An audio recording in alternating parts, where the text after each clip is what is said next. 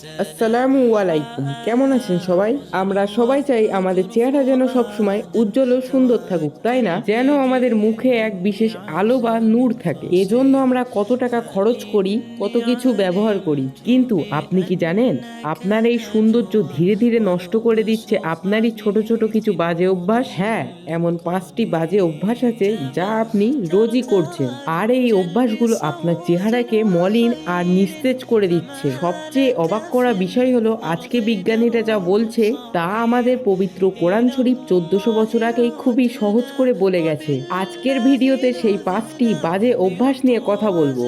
এই বাজে অভ্যাসগুলো আপনার শুধু ত্বক নয়, আপনার ভিতরের শান্তিটাও কেড়ে নেয়। ভিডিওটি শেষ পর্যন্ত দেখবেন, কারণ শেষে আমি এমন এক সহজ আমল শিখিয়ে দেব যা নিয়মিত করলে ইনশাল্লাহ আপনার চেহারায় আবার সেই নূর ফিরে আসবে। চলুন দেরি না করে ভিডিওটি শুরু করা যাক।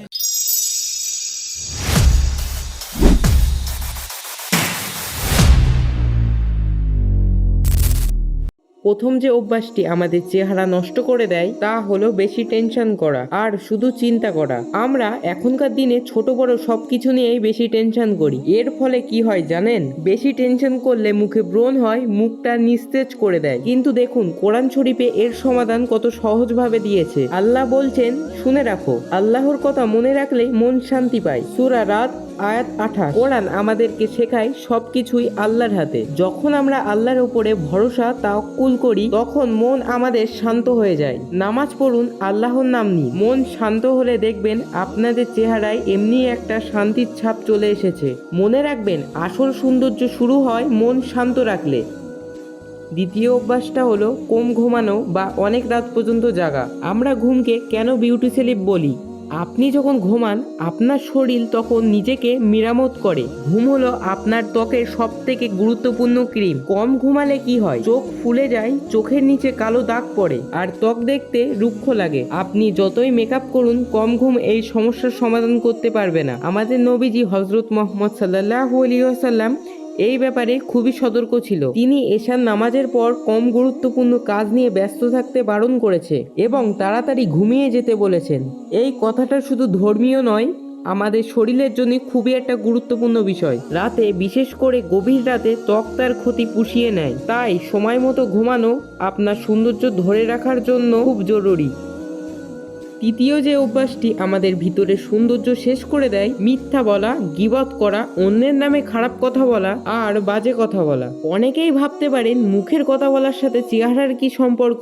তাদের উদ্দেশ্যে বলছি, সম্পর্কটা খুবই গভীর। যখন আপনি কারোর সম্পর্কে খারাপ কথা বলেন তখন আপনার মনটা খারাপ এবং বিষাক্ত হয়ে যায়। যার মন খারাপ ও হিংসা দিয়ে ভরা থাকে তার মুখে কখনো স্নিগ্ধতা আসে না, চেহারার সেই নূর বা আলো কমতে থাকে। কোরআন শরীফে গীবত করাকে মৃত ভাইয়ের মাংস খাওয়ার মতো বলেছে। তোমরা একে অপরের গোপন বিষয় খুঁজতে যেও না এবং একে অপরের গীবত করো না। তোমাদের মধ্যে কি কেউ তার মরা ভাইয়ের মাংস খেতে পছন্দ করবে? সূরা হুজরাত আয়াত 12। তাই মুখ থেকে বাজে কথা বের করবেন না, সব সময় ভালো কথা বলুন। নবীজি সাল্লাল্লাহু আলাইহি ওয়াসাল্লাম বলেছেন, যে আল্লাহকে বিশ্বাস করে সে যেন সব সময় ভালো কথা বলে, না হয় সে চুপ থাকে। যখন আপনি ভালো কথা বলবেন আপনার মন শান্ত থাকবে আর সেই আলো বা নূর আপনার চেহারায় ফুটে উঠবে।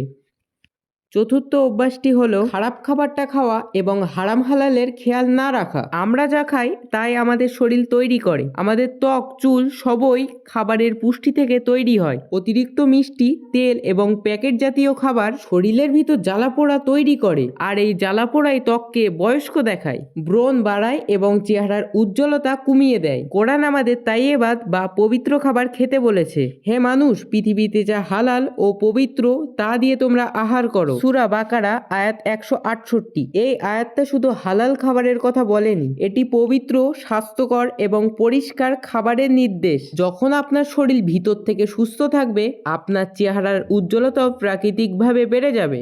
ভালো খাবার হলো সৌন্দর্য ধরে রাখার একটা গোপন রহস্য।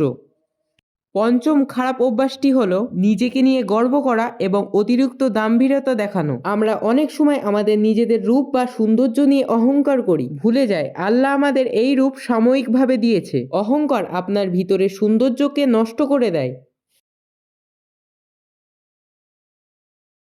আর এই অহংকার আপনার বাইরের চেহারায় এক কঠিন ভাব এনে দেয়। একজন অহংকারের মুখ সবসময় যেন কেমন গোংরা এবং রুক্ষ থাকে। পবিত্র কোরআনে আল্লাহ বলছেন, নিশ্চয় আল্লাহ কোনো অহংকার মানুষকে পছন্দ করেন না। সূরা নিসা আয়াত 36। ইসলাম সৌন্দর্য চর্চায় বাধা দেয় না, কিন্তু সেই সৌন্দর্য নিয়ে গর্ব করতে বারণ করে। যখন একজন মানুষ বিনয়ী হয়, তার চেহারায় এক ধরনের শান্তি এবং নূর, পবিত্রতা ফুটে ওঠে। পৃথিবীর কোনো কসমেটিক এই জিনিস দিতে পারে না। আসল সৌন্দর্য আসে বিনয়ী মন এবং কৃতজ্ঞ হৃদয়ের আলো থেকে। প্রিয় ভাই ও বোনেরা, আপনারা দেখছেন বিজ্ঞান এখন যা বলছে, আমাদের কোরআন 1400 বছর আগে এই কথাগুলো খুবই সহজভাবে বলে গেছে। সত্যিকারের সৌন্দর্য আসে আমাদের ভিতরের শান্তি, আমাদের ভালো কথা এবং আল্লাহর উপর ভরসা থেকে। তাই এই 5টি খারাপ অভ্যাস আজ থেকেই ছেড়ে দিন। বেশি টেনশন, কম ঘুম, গীবত, খারাপ খাবার এবং অহংকার।